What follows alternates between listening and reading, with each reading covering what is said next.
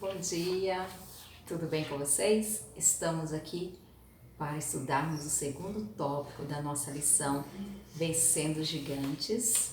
Eu sou Liane Caires e vamos estudar prioridades reveladas pela crise. Que sério problema atingia todo o território de Israel naquela época? Então surgiu um problema gigante, né? Os filisteus, eles propuseram sua própria maneira de guerrear e escolheram um homem enorme e forte, cuja altura é cerca de 3,5 metros, e parou em frente ao exército ali dos israelitas e clamou, né, com alta voz, dizendo: para que saireis a ordenar a batalha? Não sou eu, filisteus, e vós, servos de Saul? Escolhei dentre vós um homem que desça a mim. Se ele puder pelejar comigo e me ferir, seremos vossos servos. Porém, se eu o vencer e o ferir, então serei nossos servos e nos servireis. E disse mais o filisteu: hoje desafio as companhias de Israel, dizendo: dai-me um homem para que ambos pelejamos. Ouvindo então Saul e todo Israel essas palavras do filisteu, espantaram-se e tremeram muito.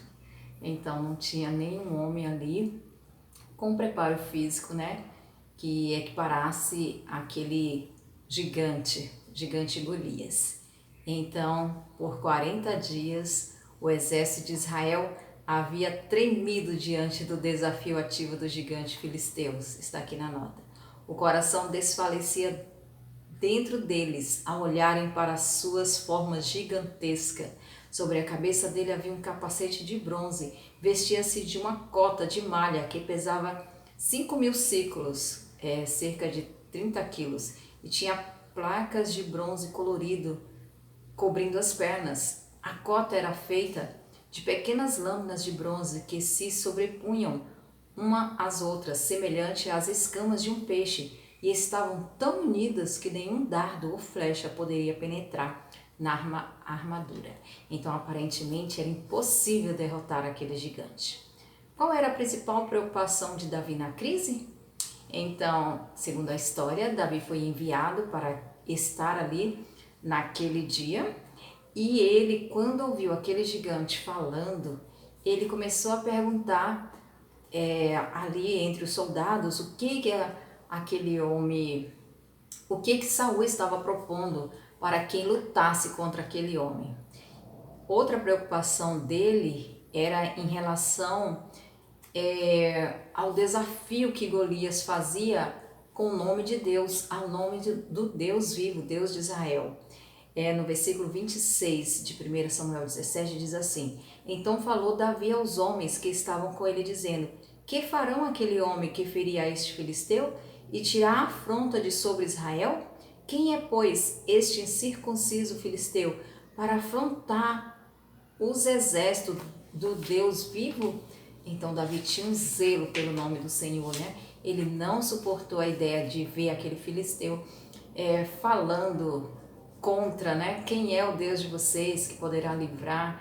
Então ele não suportou aquilo. Davi inflamou-se de zelo para preservar a honra do Deus vivo e a confiança dos filhos de Israel. Ele não suportava ver aquele ousado idólatra zombando dia após dia dos escolhidos do Senhor, sem que esse fizesse um único esforço para humilhar sua vanglória e zombaria orgulhosa.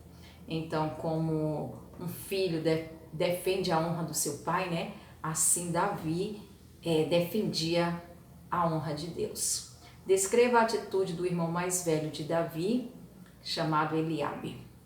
Então Eliabe, ouvindo as palavras de Davi, ele não gostou.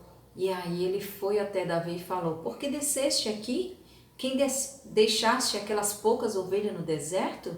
Em tom de zombaria, né? Desprezando o seu irmão. Bem conheço as tuas presunção e a maldade do teu coração, que desceste para ver a peleja. Então disse Davi: que fiz eu agora? Porventura não há razão para isso? Então Davi se defendeu daquelas palavras, daqueles insultos que o seu irmão falou para com ele. É dito que os irmãos de Davi, ele viam a Davi como um simples pastor, mas Deus conhecia, né, o coração de Davi, sabia da sua força.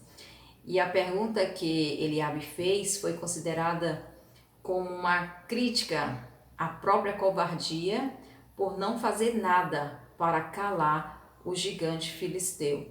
No caso, a pergunta que Davi fazia aos soldados foi olhada por Eliabe como uma crítica a eles, né, que se tornaram covardes porque não faziam nada para calar o gigante filisteu.